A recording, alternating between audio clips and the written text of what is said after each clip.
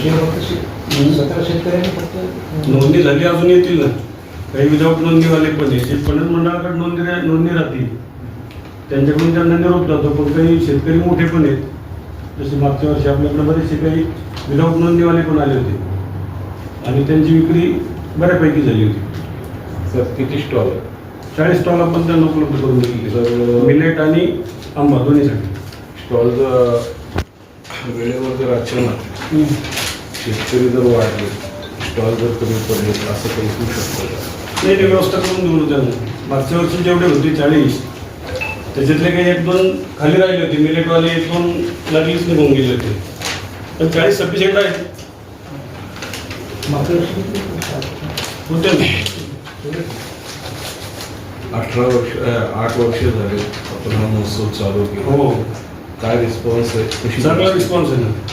मागच्या वर्षी तर उलट लोकांची मागणी आली होती की बाबा अजून 2-3 दिवस वाढवलं पाहिजे म्हणून.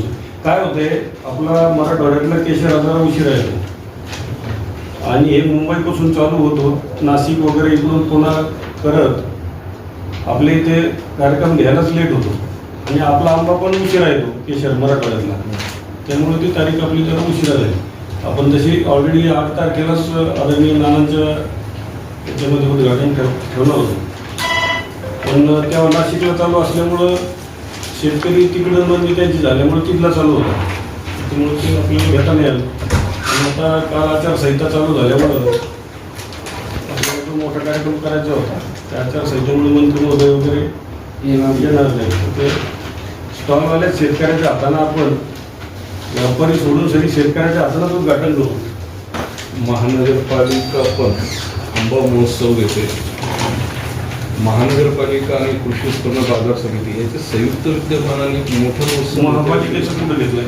त्या याच्यावर घेतात. यावर्षी चालू किती घेतलंय? यावर्षी चालू आहे तुमचं पहिलंच वर्ष असं त्यांचं. चालू आहे.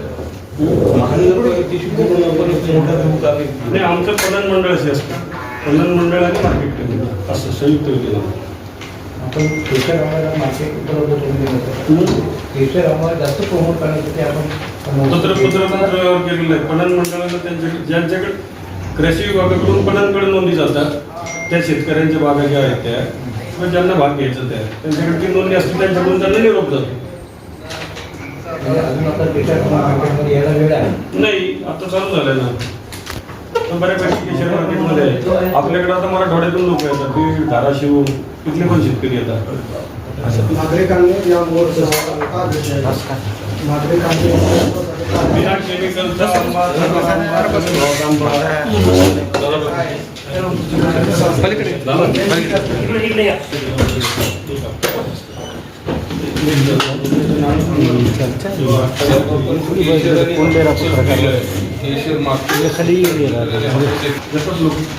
गावरान आंबा प्रतिसाद कसा असतो? येतो वेतन. कोण्या शेतकऱ्यानं जर कधी स्टॉल लावला तर लोकांना ते पसंतीला लोक घेतातच. लोकांचा घोडा आहे, त्याचं उत्पादनच त्या प्रमाणामध्ये नाही.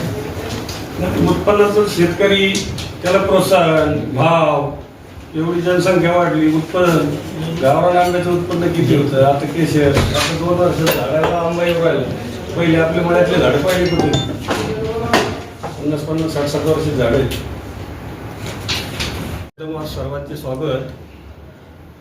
उच्चतम कृषी उत्पन्न बाजार समिती आणि कृषी पणन यांच्या संयुक्त विद्यमाने आपण संभाजीनगर शहरामध्ये जाधववाडी मार्केट कमिटीत आंबा महोत्सव आणि मिलेट महोत्सव 2026 याचं आयोजन करीत आहोत. उद्या त्याचा शुभारंभ आहे. यासाठी आपण सर्वांना ते आमंत्रित केलेलं आहे.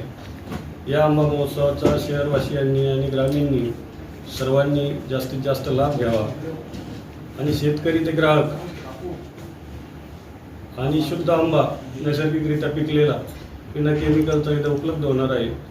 तर आपण याची जास्तीत जास्त प्रसिद्धी देऊन शहरवासियांना माझी विनंती आहे की आपण या आंबा मिलेट आणि महोत्सवाचा सर्वांनी आनंद घ्यावा आणि उद्यापासून 5 दिवस चालणाऱ्या या महोत्सवामध्ये सहभागी व्हावं ही विनंती. यामध्ये किती स्टॉल उपलब्ध राहणार आहे आणि स्टॉलसाठी आपण काही चार्जेस घेतलेले आहेत? याच्यामध्ये आपण 40 स्टॉल लावलेले आहेत आंबा आणि मिलेट. हे दोन्ही मिळून सगळे. त्याच्यातून आपण चार्जेस वगैरे शेतकऱ्याकडून काही घेत नाही.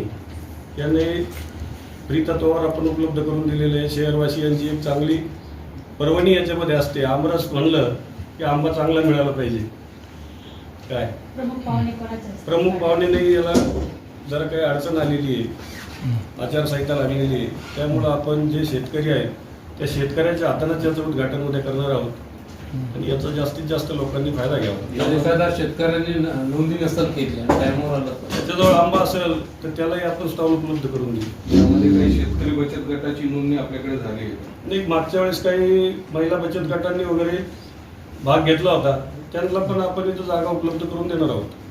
इथे आता कोणत्या प्रकारचे आंबे उपलब्ध होणार आहेत? इथं केशर आहे, हापूस आहे, देवगडचा हापूस आहे, रत्नागिरी हापूस आहे आणि सर्वात जास्त म्हणजे मराठवाड्यातला आपला गोड केशर जो एक्सपोर्ट होतो तो पण लोकांपर्यंत पोहोचला पाहिजे. यासाठी पण आपण शेतकऱ्यांना तुम्ही पण प्रोत्साहन द्या. माझी पण विनंती सगळ्यांनी जास्तीत जास्त भाग घ्यावा. तर भाव वगैरे कसे असतील? जसं मार्केटला धरून मार्केटला जर का ते 120 रुपये असेल तर इथे 100 रुपयानं मिळेल तुम्हाला 100%. इथं व्यापाऱ्याचा भाग नाही ना. फक्त शुद्ध आंबा तुम्हाला मिळेल. जे भेसळीचं बाहेर वातावरण आहे ते भेसळीचं इथं शक्यतो मिळणार नाही. धन्यवाद. आपल्या सर्वांचे आभार.